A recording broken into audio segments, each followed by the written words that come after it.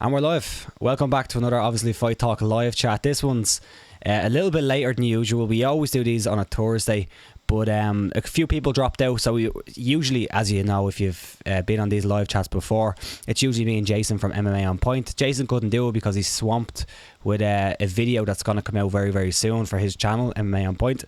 Sounds like it's going to be great, and he's putting a shit ton of work into it, so I do advise checking that out. Tried some people, and then I remembered I told Darren Russell, who's on the chat here, that I wanted to get him on the show at some point. Give him a call or give him a text about, I'd say, an hour ago, and he said yes. Yeah. So not all heroes wear capes, as I said on Twitter, but Darren Russell is the hero of the day, and he's helped me out here. Darren, how's things? Yeah, perfect, mate. Yourself?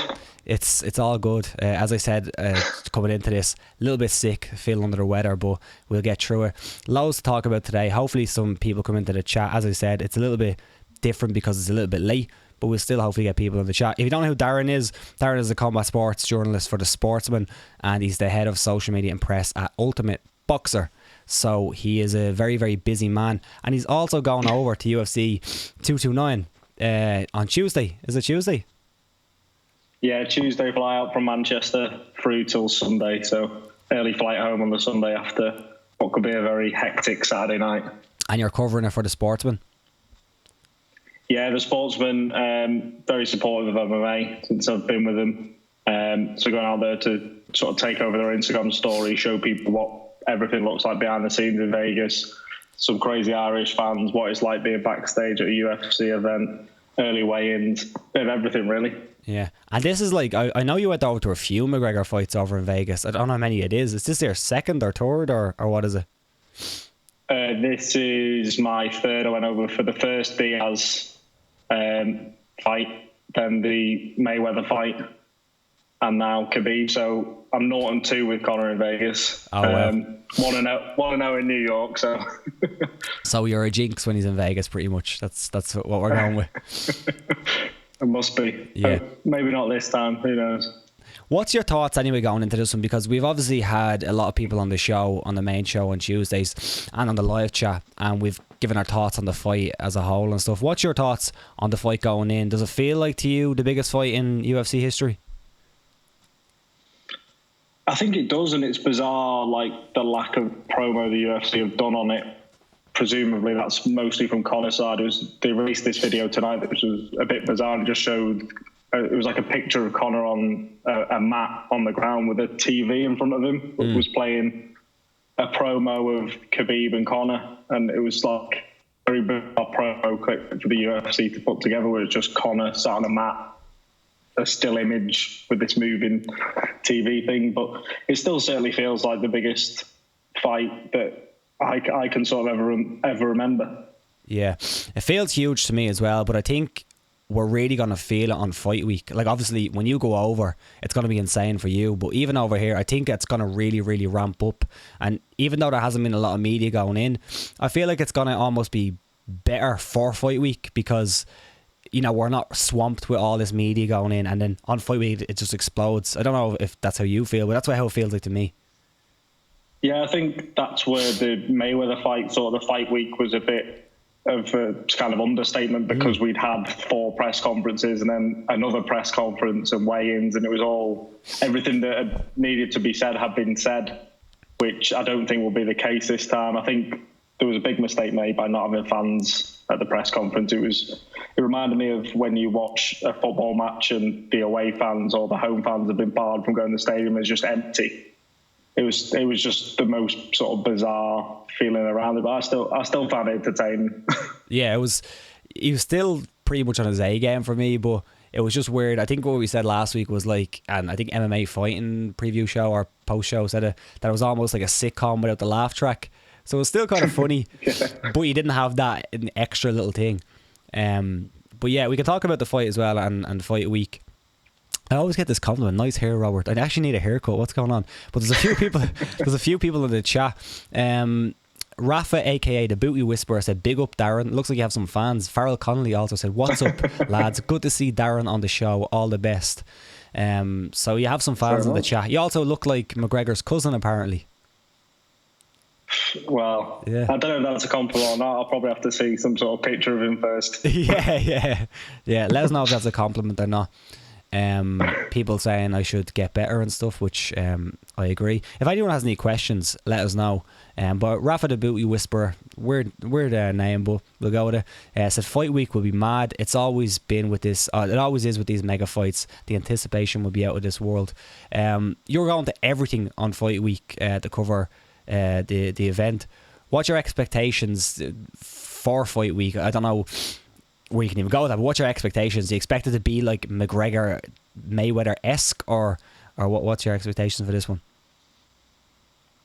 I think it'll be sort of similar to the Alvarez fight week, where we see the open workouts never seem to sort of generate much traction across anything, because it's literally people mostly rolling around on the floor or striking. It's not very engaging or entertaining in a way. Part you can look into how people are doing during the weight cut. I think educationally that makes sense. When it comes to the press conference, I think that'll probably be behind the weigh-ins, the sort of biggest, most highly anticipated moment of it, because it'll be interesting to see what more Conor could come out with. Is he going to sort of keep refreshing what he said at the first press conference, or is he going to come with something new? And the weigh-ins, we've seen Conor McGregor weigh-ins, and they are just an event in themselves, which will be interesting to see how Khabib sort of feels around those moments where, you know, I suppose he experienced it at 205 being on that card, because the weigh-ins for that was the 21,000 people just standing there for someone to read out some figures that have already been weighed a few hours before. Yeah, it's so strange. And the funniest thing I think about those moments as well is they still get into their boxers, which I just don't get. Like, why? It makes absolute no sense. I maybe they cut so much weight and they're like, I need to show off this physique, but it's still very strange that they still strip down to their boxers for a weigh-in that doesn't actually calculate their weight. It's very weird. Well, I think they're told to take the tops off. I'm not sure if, I don't think they're briefed to sort of go fully all the way, I suppose. Yeah, take your top off. No, take everything off. Trousers, everything goes. Yeah, it's a weird one. Yeah, I don't know. But there's a question here about the event. What is your favourite fight apart from the Khabib and McGregor fight? That's from HMSG. What fights are we looking forward to apart from the main event? I think Ferguson versus Pettis jumps out straight away immediately. It'd be interesting, you know, could Tony Ferguson end up fighting Conor McGregor or Khabib? You know, I hate to say, but we're not there just yet. I enjoyed Anthony Pettis fighting at 226. I thought he looks very, very good against a tough opponent that night. So it'll be interesting to see how he is against someone like Tony Ferguson coming back from that injury. He's very entertaining, and yeah, I'm looking forward to that one. Yeah, I think that's an excellent fight, and I think it's well matched. I know a lot of people are talking about it being almost a gimme for Ferguson, but I don't see it that way. I think it's actually a pretty tough matchup for him coming back after injury, stylistically as well. We spoke about this a few times on the chat, but for the people who haven't, and for yourself, I just feel that Pettis will want to stand with Ferguson, and Ferguson isn't necessarily just going to wrestle him like what you kind of have to do against Pettis to really take advantage. So I think it just opens up that door for Pettis to actually get some work done and maybe, you know, get an advantage somewhere. I think it's a weird one. It's like a fight that sort of is kind of going under the radar amongst all the Conor Khabib hype, when realistically I think it could be a fight that by the time the 15 minutes are up, we would have wished that was a 5-round Probably, fight. actually, yeah. Sean O'Malley's always entertaining to watch as well. Sort of relatively big fight for him to see if he can keep climbing up that division. And it's hard to get excited for a Derek Lewis fight after the Ngannou one, but Volkov's a sort of different matchup, and I quite like Volkov's style. Yeah, I like those fights as well. It seems though outside the co-main and the main, the other fights in the main card are like, they're fine, they're good, but nothing really jumps out to me there. I do think you have to go down to the prelims to really see something that jumps out. Like the Sean O'Malley fight, that jumps out to me straight away, probably because Sean O'Malley potentially is a star, but Quinares as well as a Quinoses, however you pronounce his name. I'm Irish, I can't do it. Is a really good fighter too. But also Sergio Pettis is on the card against Formiga. That's a huge fight in that division at 125. Yeah, it's weird for the 125 division. You can look on any of these big pay-per-view cards and there's always a prelim fight. Yeah. That is a big fight for that division, and it's a hard division to get behind, I suppose. And now you're not really sure what's going to happen with Henry Cejudo. He doesn't seem too keen on defending the belt. But you'd likely suggest the winner of that fight would possibly get a shot. The question actually was, I said the best fights on 229, but he actually asked what are the most anticipated fights coming up in general. So he mentioned Korean Zombie versus Frankie Edgar. He mentioned Poirier versus Diaz. Are there any that stick out to you aside from those, or even if those are your picks, go for them? But is there anything else that sticks out to you coming up apart from the 229 fights? It's again, there's so many. The bigger fights seem to be in a bit of limbo. There's talk today about Jones versus Gustafsson getting made, which is said to have some implications on 230 as well. Apparently they wanted to do Jones. Who did they say today? Jones was going to fight at 230, or they were going to do an interim light heavyweight title thing. They were thinking of doing. It's just a big mess. It's a mess. Yeah, it's an absolute scramble, isn't it, for 230? Yeah, I think this talk of 165-pound division is such a bizarre thing because the fight itself probably doesn't need a belt attached to it. Yeah, unless it's a main event. Like I have some thoughts on that, and we can get into that 165-pound discussion. I'd love to hear what people in the chat think about it as well. But I just don't see the UFC putting that fight up top in the main event without a belt. So I was almost thinking that they'd throw in some kind of interim title for 155, which would make no sense either. But I just thought they would have tried to attach that. I wasn't thinking of a 165, and I don't even know if the UFC were, because of, obviously it was Nate and Poirier possibly colluding to set that up. But I definitely thought if this was going to be the main event, if Poirier Nate was going to be the main event, they had to attach some kind of title fight because they don't like having non-title fights as main events. Just don't like doing it. Well, I think it's, something of this new WME since the purchase. Everything seems to need this title attachment to or interim belt. Whereas I think the fans would be happy if that fight's a 5-round non-title main event. I don't think a 165 belt would change massively the amount of pay-per-view buys. I think Diaz has sort of become a huge star in the UFC since the two McGregor fights. And I'm not really sure why that division sort of needs to be made right now, neither. Yeah, I'm really, really torn on that division right now, because when I saw it, I don't know what your initial thoughts was, and that'd be kind of interesting to hear. But my initial thought was when I woke up that morning and I saw that Nate had tweeted that, I just thought, oh god, the UFC are in so much panic to get a main event. They created a whole division for it. That was the first thought. And now I've heard Luke Thomas done a great video on it saying that he's in favour of it now, and I do get it, and it would be a great division, but I just feel like it's unnecessary unless they start shifting weight divisions. Unless they start moving 55 somewhere else, or get rid of 55, or 170, sorry, not 55, 170, then I just think it makes no sense. 165 and 170, why on earth do you want a 5-pound weight difference in between two of your weight classes? It makes no sense to me.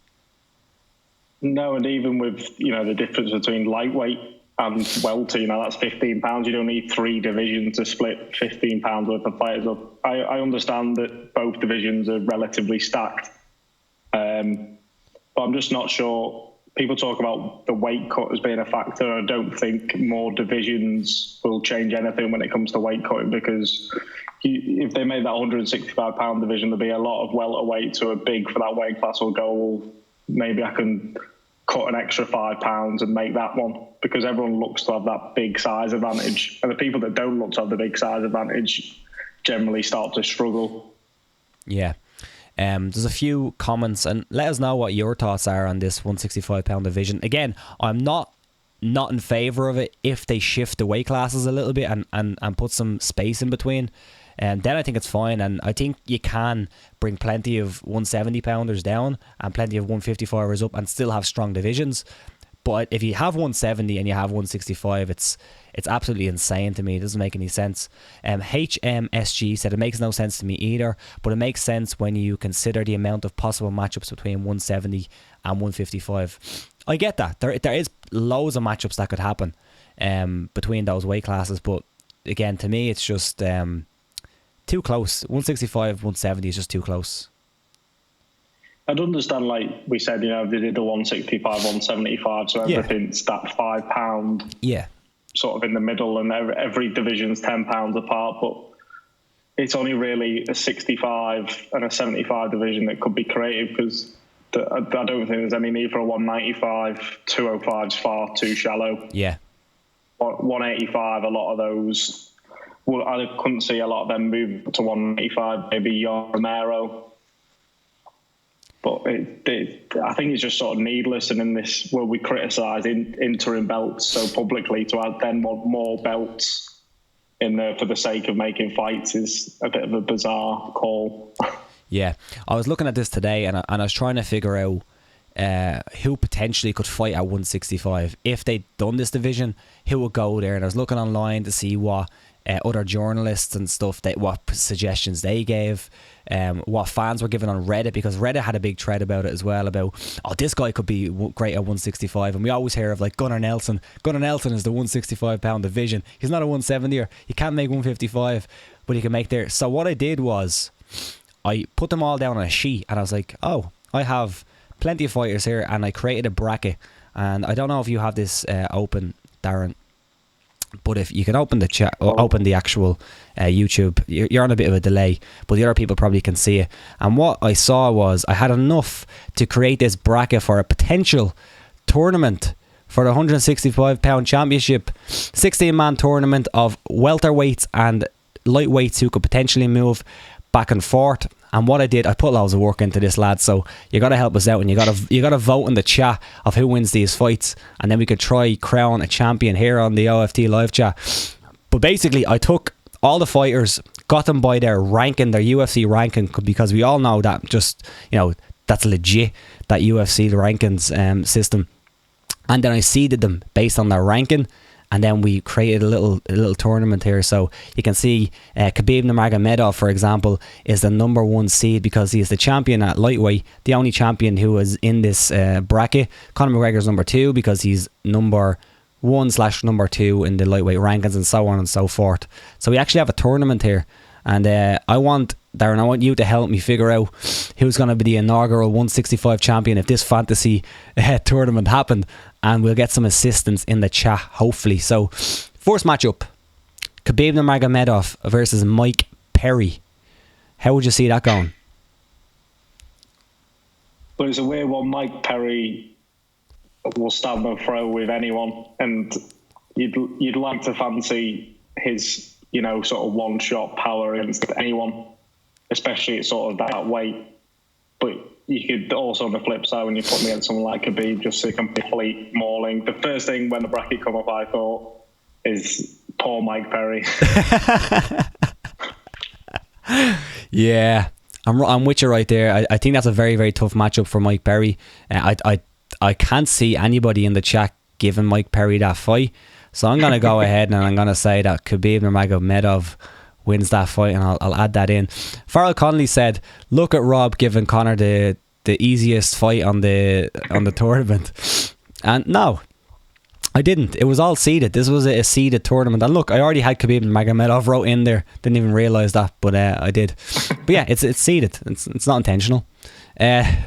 Okay, let's go over Tony Ferguson against George St. Pierre. That's probably the best opening matchup. The reason why George St. Pierre is so low ranked, he's 14, is because he's actually unranked on the UFC rankings right now. So he missed out on that. So he needs to face Tony Ferguson. How do you see that one going? And chat, how do you see this fight going? It's a weird one. There's a lot of talk now that GSP would comfortably potentially even make lightweight, which seems so bizarre seeing the size he was when he fought Michael Bisping. I think a lot of this would depend on what we see from Tony Ferguson coming back from this injury. Not really seen him. It would have been great to see how he would have done against someone like Khabib, to be able to have some sort of acid test for how this matchup would go. But you'd say Tony Ferguson's tough as anything is what you could say, but you'd expect GSP to sort of pull off the victory, probably go all the way. I like these all to be 5-round matches as well. Yeah, 5 rounds, of course, 5 rounds. 5 rounds. Yeah, what else? 5 rounds. You could see Tony Ferguson making it all the way to the end, but probably just about being outpointed by GSP. MMA Buds is calling out my rankings. I'll explain it again. You must have come in a little bit late, but as well, I didn't say this at the top of the chat, but if you can give this video a like, that actually helps us quite a lot. And if you can give it a share on say Twitter, and tell people that we're doing the real 165 pound tournament right now, and they need to get in on this. But yeah, MMA Buds. The reason why GSP is number 14 is because GSP is unranked in the UFC rankings, and that's what I based this on, just out of openness, I guess. I just wanted to base it on something, and that's what it is. But it seems like most people are going for GSP in this one. Close fight as well for me, but I think GSP's wrestling be too much. I think Ferguson spends too much time on his back, tries to look for submissions. I think GSP can stop those and get the win. Nate Diaz versus Michael Chiesa. That's an interesting fight, actually. How do you see that one going? Yeah, it's a weird one to call, because the Nate Diaz a lot of people know was the one that went to these wars with Conor McGregor and beat Conor McGregor and came very close to beating him in the rematch. But the Nate Diaz before then was a guy who would win one fight, lose a fight. It was generally sort of around the sort of number 10 ranking in his divisions. Michael Chiesa is another one. If you would have said, before the Kevin Lee fight, you'd probably definitely picking Michael Chiesa, but I think he looked so drained for the Anthony Pettis fight as well, which I think definitely impacted on his performance. It's quite a hard one to call, to be honest, because you don't know what would Chiesa look like at 165. I'm not sure in terms of reach and size whether Chiesa would have an advantage on him. Probably going to have to go for Nate Diaz.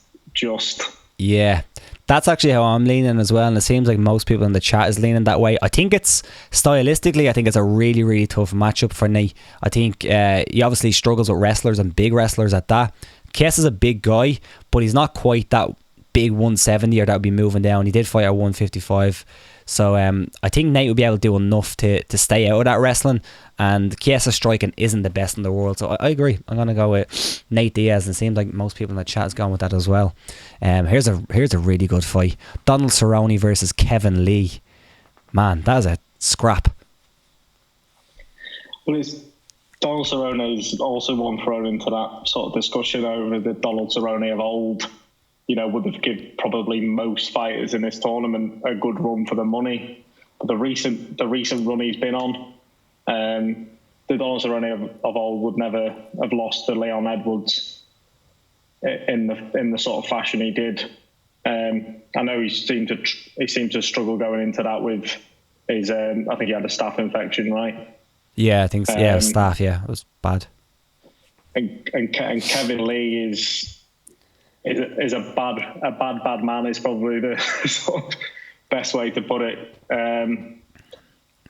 It's a bit of a weird matchup because stylistically Cerrone is the better striker out of the two, but Kevin Lee is so dangerous submission wise. Like we see the way he submitted Michael Chiesa somewhat controversially, but I'd probably go with Kevin Lee in that one.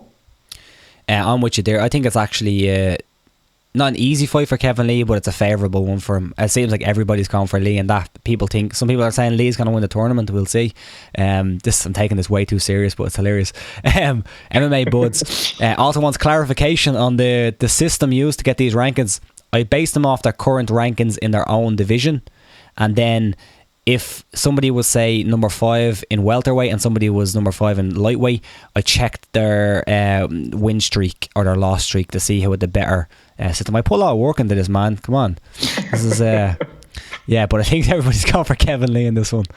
Yeah, so we put Lee in there. The next fight in the opener round is Rafael dos Anjos versus Alex Oliveira, the Brazilian cowboy. That's another one. Like 165 is probably a division sort of tailor made for someone like Dos Anjos. Yeah. Can't make lightweight anymore. You know, and it was weird how good at one point he did look at lightweight. The way he sort of looked when he was the champion of that division, and even when he moved up to 170, he looked like he was going to go all the way there. You'd have to pick Dos Anjos. It really would, sort of all round. Alex Oliveira can be dangerous. Probably a good main event in Brazil, that fight would be. Yeah. But yeah, just about edge for RDA. So you have RDA on the chat right now. I can see 1 for RDA and 3 for Cowboy, 4 for Cowboy. Man, I think Cowboy's going that's through. Probably due to his sort of recent form. Maybe. I suppose he's a bit more relevant, isn't he, at the minute, and dangerous. Yeah, I would think RDA submission wise. Yeah, I'd be with you, and I think RDA. But it looks like the chat has gone with Cowboy. Brazilian Cowboy's going through. We got overpowered by the live chat, so Cowboy is going in. Let me write Cowboy there. It's easier. The next fight on this amazing tournament is Jorge Masvidal versus James Vick. Yeah, another. It's a bit of a weird fight, especially when you see the names underneath, like the winner's going to face either James Krause or Conor McGregor. We haven't picked the winner of that one just yet, but yeah, you'd fancy. It's another bit of a weird fight in a way where I like Jorge Masvidal. I would have liked to see him and Mike Perry in the facing off against each other. If I had to pick one of them, it'd probably be Masvidal. Yeah, I'm with you as well. I think even sure how I go, to be honest. yeah, it's a very weird fight, but this is how the tournament falls. But I think Jorge Masvidal wins. I think he's craftier. I just think he's a much craftier fighter. James Vick, obviously, he was on a great run up until his last one, but I just think Jorge Masvidal is the overall better fighter. He's fought pretty well at 170 as well, and it looks like the chat as well is going for it's going for Masvidal. So let's put that in. Masvidal. Next fight on the opening round, second last one, Gunnar Nelson versus Dustin Poirier. Ooh. Yeah, that's a very, very, very good matchup, because you see Dustin Poirier's very, very well rounded. And you definitely say out of the two of them, there's no doubt who's the better striker.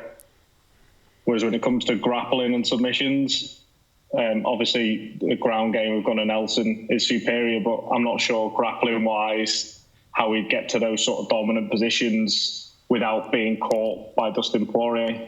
Yeah. So I'm going to go with Dustin just about. Probably stops him. Wow. I'd favour Dustin as well, and Nelson hasn't fought in quite a bit. It looks like we're almost split in the live chat here, so unless Nelson gets some backing before I give my pick, we'll have to go with Dustin Poirier. But yeah, I think Dustin Poirier, his striking's a little bit too good. I think even the Ponzinibbio fight, I know there was an eye poke there, was a bit controversial, but I just think that Gunnar needs it on the floor, and Dustin's been looking really, really good. So yeah, the live chat is agreeing with us. We're going to go with Poirier. Dustin goes in there. The last one in the main, in the opening. Yeah, this is a weird fight. Conor McGregor versus James Krause, because this would definitely happen in the UFC at some point. It's weird. A lot of the matchups on this tournament you could actually realistically see happening, and then you see James Krause and Conor McGregor, like two names. It's sort of when you go through like 10 years on the UFC 3 game. To the end, that sort of Conor McGregor versus James Krause is what it seems to have thrown up. I like James Krause, but yeah, there's only one winner in this fight for me. Yeah, and it's not James Krause. Yeah, it's very difficult to say that James Krause would win this fight. James Krause is a very, very good fighter, but I can see all the Conors coming in on the live chat. Yeah, we're not messing around here. I think it has to be McGregor winning this one. So the first quarterfinal matchup, Khabib Nurmagomedov versus Nate Diaz. Yeah, I think you touched on it with the Diaz-Chiesa fight, where Diaz would generally struggle against a wrestler of that nature, and there's probably not many that you could throw in the same league as Khabib for being so relentless. Diaz is tough. It's good on the ground as well. It's good, well-rounded, but you couldn't see how Nate Diaz would win that fight. Yeah, that fight to me reeks of Rory McDonald versus Nate Diaz. Just reeks of it. I just don't see anything else but that result and that type of fight where Khabib just ragdolls him. Nobody in the chat is picking Nate Diaz right now. So, yeah, Khabib Nurmagomedov, the number 1 seed, is going through. The next matchup, and the guy who will face Khabib in the next fight, I guess. Oh no, possibly in the finals. What am I talking about? GSP versus Kevin Lee. I think Kevin Lee doesn't get as much credit as he deserves. He'd probably make that fight quite competitive, but you still couldn't see anything other. It's a bit like the Nate Diaz one. What would be the path to victory for Kevin Lee? Maybe we threw some dynamic sort of striking into there that might sort of shock GSP. But you can just see, him being out-wrestled and sort of, it hardly screams sort of fight of the night at me, but I think Kevin Lee would do okay in that fight, but I don't think he'd do enough. Yeah, Kevin Lee to me seems like almost a similar type of fighter to GSP. He is a really good grappler. Probably at this point in his career, as in how early it is in his career, probably a little bit better of a grappler. But obviously GSP is probably the better grappler right now, but I think in terms of when they were that age. Striking wise, again, it's kind of even, but I don't know. I think it's a really tough fight. I find this one really hard to pick, so I'm going to defer to the chat. What do I see more of? I don't know if you have the chat open there. It looks pretty split. Yeah, I see. It looks pretty split. A few GSP probably. GSPs. Yeah. Yeah, it looks like it's GSP. The chat have come to a decision. GSP wins. GSP. Next up in the quarterfinals, you have Brazilian Cowboy Alex Oliveira versus Dustin Poirier.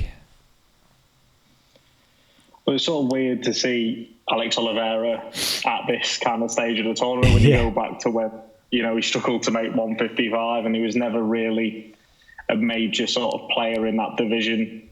He just seemed to be the guy that would take any fight anywhere on any sort of notice.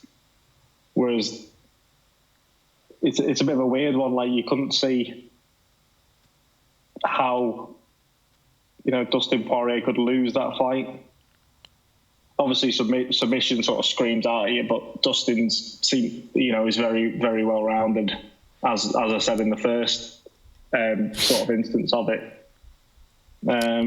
I think it'd be a tight fight, but I think the only way Poirier would lose that would be a submission sort of early on. Yeah, I feel the same. I think in that particular fight, I think it's well matched as well, because Cowboy and Dustin probably could have ran into each other at some point in their careers. Obviously they're in different weight classes now, but I just think Dustin's the better all-round fighter here. I think if Cowboy's to win, it's going to be dropping him and then submitting him, as you said. It's going to be something like that, whereas Dustin could probably beat him by decision. So I'd probably pick Dustin 8 times out of 10 or something like that. I'll have a quick look at the chat. Dustin smokes him. That's what Rafa the Booty Whisperer said. Vanderboss said Dustin Poirier catches Oliveira. Yeah. So it looks like it's Dustin Poirier. Oliveira is out. And the final quarter-final matchup. Though, where they say Cowboy is a bit of a dark horse in that tournament. Brazilian Cowboy is it's hard to write him off in any first fight against, just because of that unpredictability he's got. I agree, and he's on a good run now as well. You can see that early knockout we got last weekend. Looked pretty good. Not against the greatest guy in the world, but still. Next matchup, which is a fight we'll probably never see ever. But man, I would love to see this fight. This is a great scrap. Conor McGregor versus Jorge Masvidal. Yeah, it'd be a great stylistic matchup for sort of to see Conor in with, Masvidal's never been finished. there's not many people sort of tougher than him, and even, you know, went all the way with Wonder Boy, whose striking is, you know, somewhat sensational. You couldn't see Masvidal winning the fight. You know, I'd find it hard to pick Masvidal, you know, in sort of any situation of it. Maybe over 5 rounds, if he was to drag it into the trenches in the later rounds, he might be able to swing it in his favour, but I could see Conor probably becoming the first man to stop him. Yeah, I'm in agreement here. I think it's a great matchup. I think it'd be an amazing striking fight. But I think Masvidal almost fights to his level, which is a good thing to fight when you're fighting someone the level of McGregor. But I feel like he's always that one step behind against the really, really, really good guys. And as John Vale said in the chat, Masvidal gets hit too much. And I almost, not that he likes getting hit, nobody likes getting hit, but he will take a shot. And you don't want to take a shot against someone like McGregor. There's a few people picking Masvidal in the chat, but I just don't see enough there. So it would have been great to see Justin Gaethje as a alternative in this tournament. Oh man, yeah. I considered putting him in, but I just went on basically all the lists of people who potentially could go to this division according to the people who know, I guess. Yeah. A lot of people are saying Masvidal loses a decision or gets knocked out, so a few Masvidal picks in there. So he showed up a good fight, but McGregor goes through. The semi-finals, here we go. Khabib Nurmagomedov versus Dustin Poirier. Yeah, I think that's a very, very good matchup where a lot of people would just sort of instantly pick Khabib because of what Khabib is and what he entails. Whereas Poirier's sort of striking and his defensive grappling is very, very good. And one where he sort of flew under the radar once Conor McGregor beat him. A lot of people just sort of discounted him from ever being a sort of star in the sport. And even now, when he's so high in that division, there's still a lot of people not mentioning his names alongside like Tony Ferguson and those people. It's a tough fight to call, actually. Yeah. Because you could see, it'd be interesting. I'd probably change my opinion based on how Khabib versus Conor goes. Because if Conor goes out and knocks Khabib out in the first 2 rounds, you know, you'd say Dustin Poirier will probably win this matchup. But yeah, I'm gonna go for Khabib by wrestling his way to a decision. Yeah, I'm in agreement as well. I think it's a good style matchup as far as we know for Khabib. Dustin fights a similar way to McGregor, and he has that left hand as well, which is really good. Has a great jab, and he's just always improving. But it just does seem like Khabib would be able to take him down too much, and Poirier has shown that weakness in his game. It seems like everybody in the chat is picking Khabib. Farrell Connolly says Khabib, Jonathan Curry says Khabib, Vanderboss says Khabib, MMA Buds Khabib.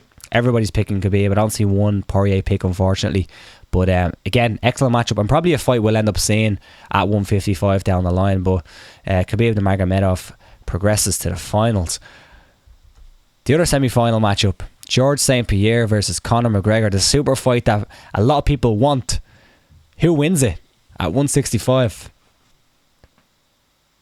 It's so hard to it's quite similar to the upcoming fight between Khabib and Conor in a way of, you know, it is that similar stylistic matchup, but you just can't see how GSP's size over Conor wouldn't prove very tough for Conor to overcome. Especially, you know, like we said, if these are 5-round fights, I can't see how Conor, unless he puts him away in the first 7 minutes, which is what we seem to say for sort of every Conor fight now. I think GSP's size would just prove very, very tough for Conor to overcome. Yeah, I agree. I think we're agreeing with everything here. We haven't disagreed with one. I think Conor can obviously land, and it's a similar situation when he fights Khabib this weekend or next weekend, but it just seems like GSP doesn't get hit a whole lot. Got hit a little bit by Michael Bisping, and of course the Carlos Condit one, he got hit with that head kick, but I don't know, I just think GSP is just out grapples him gets him to the floor, tires him out. But yeah, there's some people talking about GSP cutting to 155. How tough would that be? Potentially really tough. So who knows? But it looks like most people are going with GSP in the chat. So it's GSP is going through. It's Khabib Nurmagomedov versus GSP in the final for the 165-pound championship.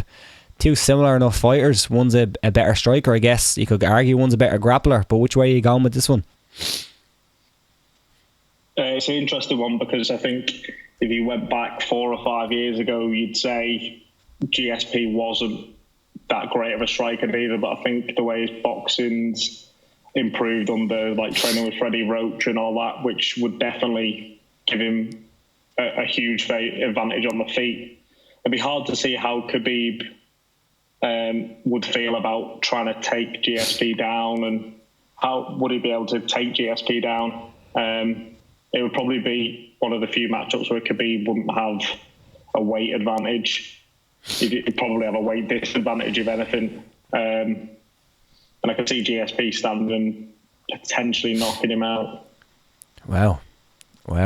It's a really, really interesting one. I don't know how... I'd love to see it happen, just because I'd love to see what Khabib's wrestling and grappling looks like against GSP. GSP has never been out-grappled in his whole career. Either has Khabib, I guess. He couldn't get takedowns against Trinaldo. Was it Trinaldo? Or no, Tebow, wasn't it?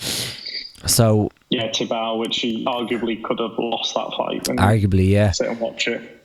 Man, this is a really tough fight. Someone help me in the chat. It's a weird matchup where it's like you could never see that being, your sort of fight of the night thing. It could turn out to be one of those really awkward matchups where Khabib's just trying to take him down, a bit like Woodley Maya sort of ended up.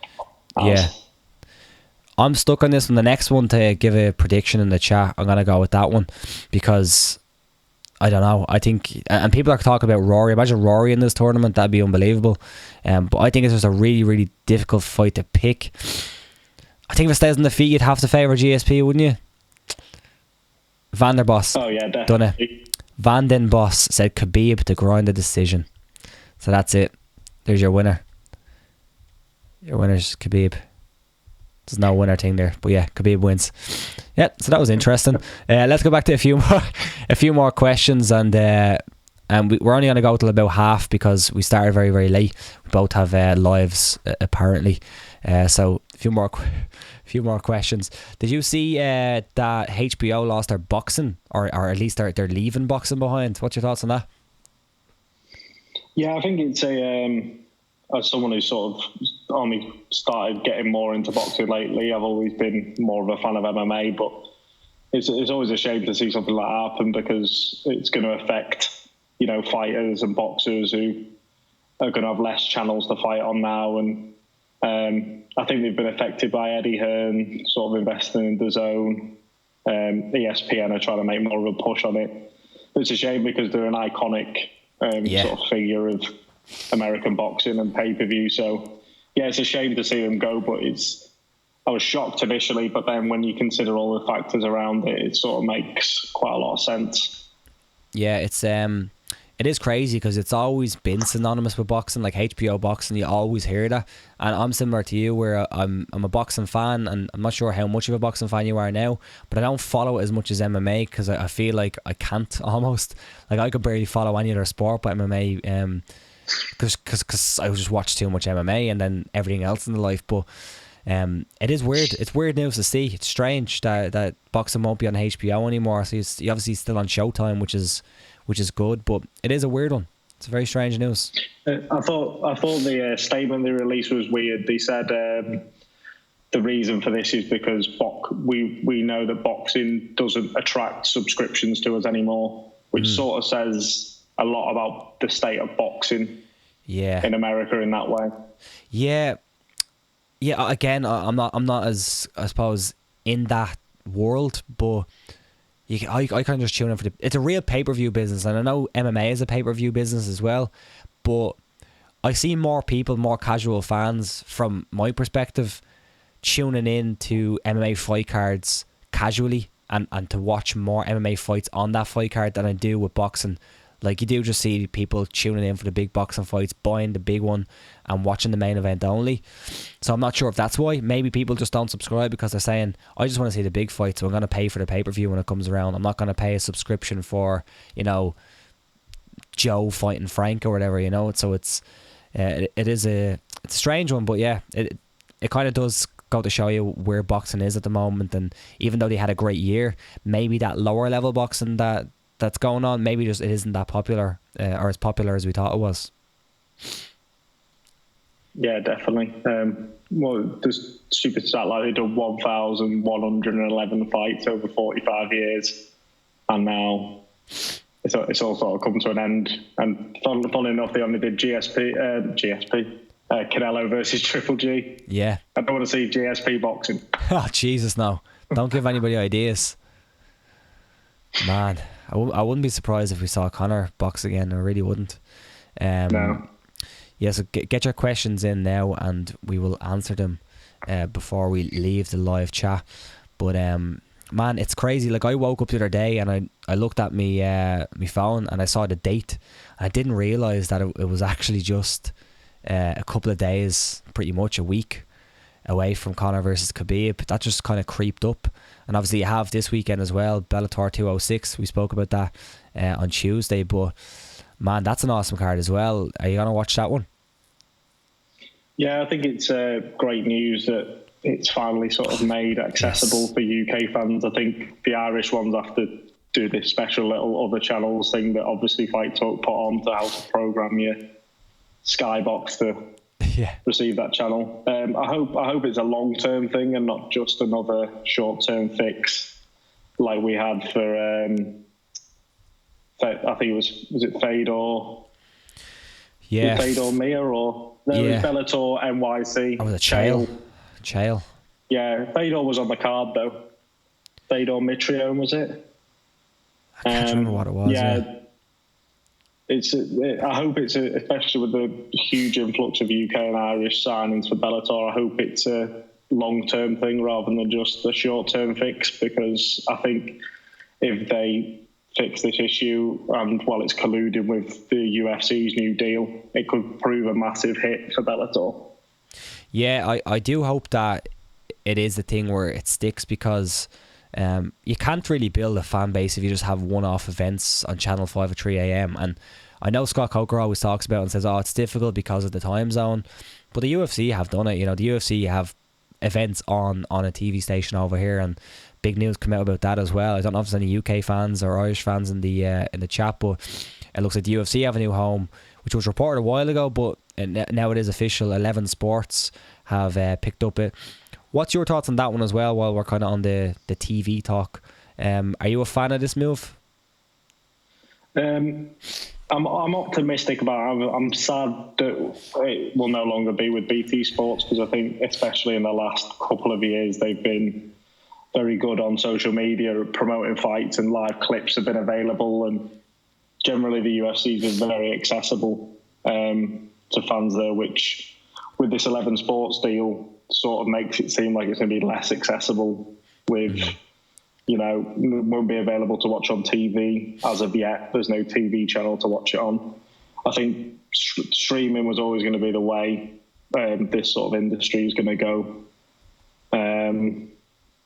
But I'm optimistic that, you know, maybe they might have a TV channel, because if not, I think it'll be quite damaging. And the fact about they could sell pay-per-views to Sky Sports Box Office and BT Sports would potentially be a bit of a worry to me, but optimistic. Yeah, I'm optimistic too, and from a selfish point of view, I like it in certain situations, because I don't have, like, I have TV, I do use it the odd time, but I don't really have any like TV cable subscriptions. I have the basic channels because I don't really watch anything on TV. So if I can pay, what is it, like £6.99, or is it £5.99 or £6.99, whatever it is. £5.99, I believe, yeah. Yeah, so it'd be €6.99. If I can pay that €6.99 for the majority of UFC events, and if that's the case, that it's got to be the majority of them, then I will pay that and I'll be happy with that. And also you get some other stuff, you get some football games and stuff like that. But the worrying was that they said all fight night events, and then they put the little, they have the right to distribute other events to other places, probably Sky Box Office or something like that, which is quite worrying. Like, to me, that is quite worrying, the way they worded that. Yeah, it's and I can't see what market, why someone like Sky, or I could see maybe BT doing it, but I couldn't see why Sky would, unless it's a Conor fight, look to put them on some sort of pay-per-view. Yeah. There's only maybe 2 events a year, the sort of marquee events that I think would justify that. But it'd be interesting if 11 Sports then put those fights on their own sort of pay-per-view on top of the subscription. That would change the game a lot, really. Yeah, it's crazy. It's kind of worrying in a way, but we'll see what happens. I am, as you said, I am optimistic as well. If it works out that I'm paying for 2, maybe 3 pay-per-views a year, to be honest, I don't mind that. If I'm getting all the other events in this one package, and I can watch it online, I can watch wherever I want, and the Chromecast feature works pretty well, then I'm pretty happy with it. But if they're going to start putting, 10 events or 8 events on pay-per-view, I think that could be a big problem. It's a bit like Fight TV, it's how I sort of compare it to, is if you treat Fight TV as what it is, it's quite similar to 11 Sports, where it's just literally a streaming service.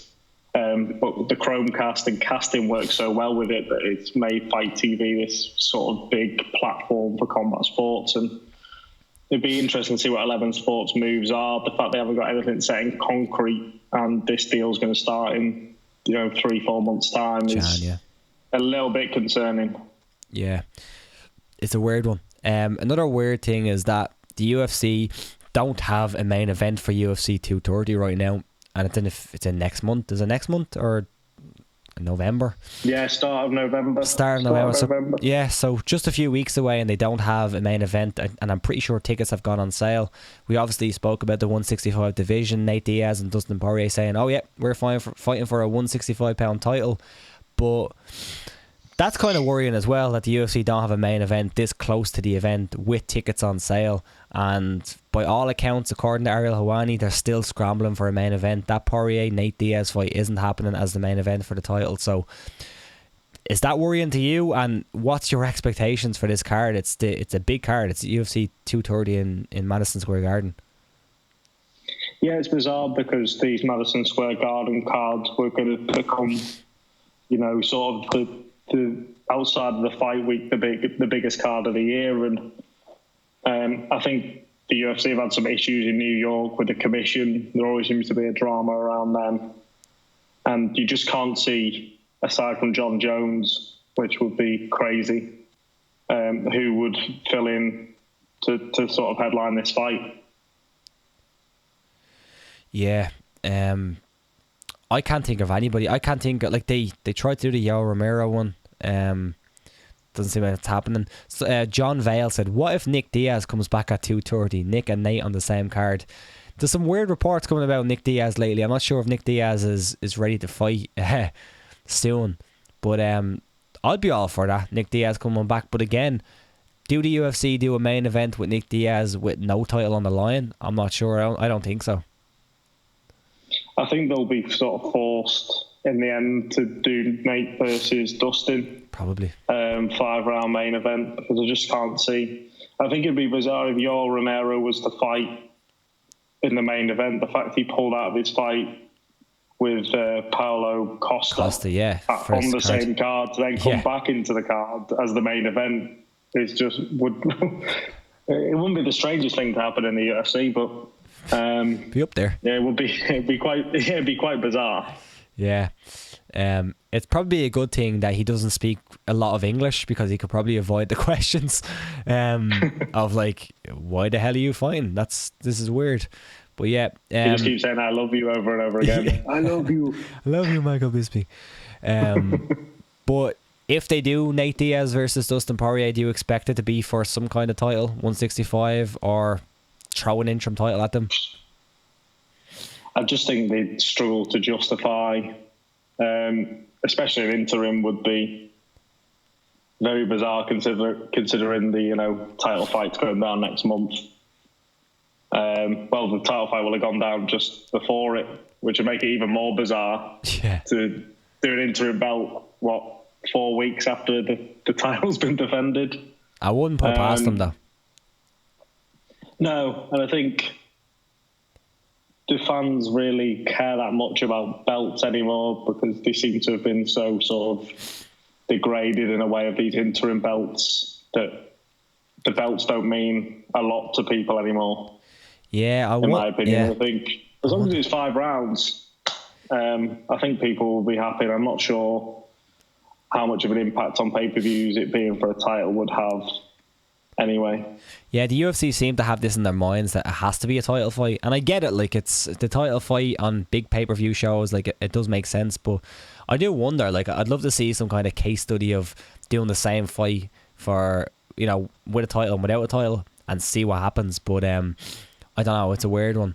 But I think we'll leave it there. Again, it was a little bit of a short live chat today, and I do apologise for the late notice and for my sickness. But Darren, thanks for saving the day. Thanks for coming in on short notice, and we'll have you back on a full length live chat at some point, and we'll get your full thoughts on everything. But thanks for helping us out with that very, very successful tournament as well. No problem. It was good to come on, and that was a good little bit of fun. I wasn't expecting that. Cheers, man, and enjoy Vegas and enjoy the fight. And where can everybody follow your work that you're going to be doing for the Sportsman? So you follow me, Darren Russell _ on Twitter. If you follow the Sportsman on Twitter, Instagram, Facebook, you'll be able to see everything from their stories as to what's going on in Vegas. Everything.